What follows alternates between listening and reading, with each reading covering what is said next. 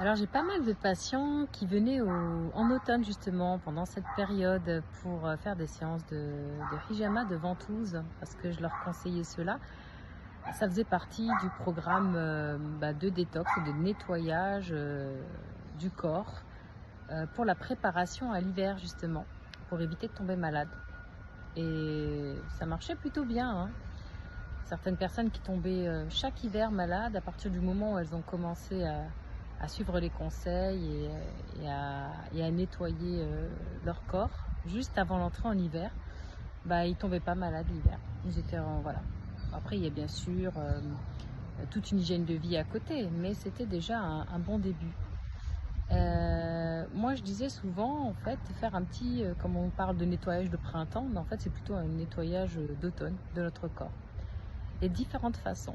Alors déjà, nettoyer en automne, comme je disais sur une précédente vidéo, en automne, les organes en fait qui entrent en jeu en médecine traditionnelle chinoise, c'est le poumon, le gros intestin.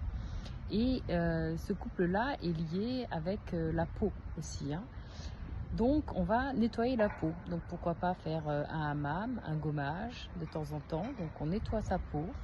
Ensuite, on peut faire donc une ventouse, une hijama, donc c'est une cupping thérapie.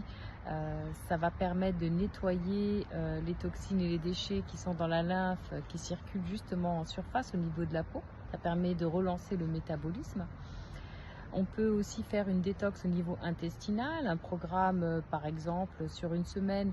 On va privilégier les fruits, les légumes, éviter tout ce qui est produit d'origine animale.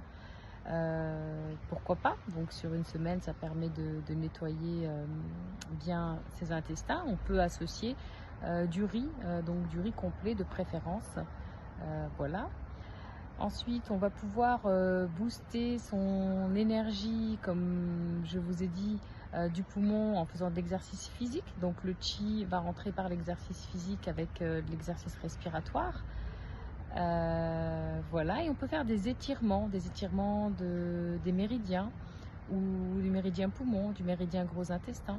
Je vous montrerai où se trouve l'émergence de ces points. Déjà, je peux vous montrer hein, le poumon. Hop. Ah oui, c'est par là. Donc on va masser cette zone-là, par exemple. Et le gros intestin, c'est au niveau de l'index. Donc on peut masser des points d'acupuncture, d'acupression pour booster, pour stimuler. Voilà, je vais y aller doucement parce qu'en fait, j'essaie de trouver des mots, des phrases, des formulations qui sont le plus simples possible pour que vous puissiez comprendre et mettre en pratique. Voilà, donc n'hésitez pas, si vous avez des questions, des précisions, je tâcherai de vous répondre.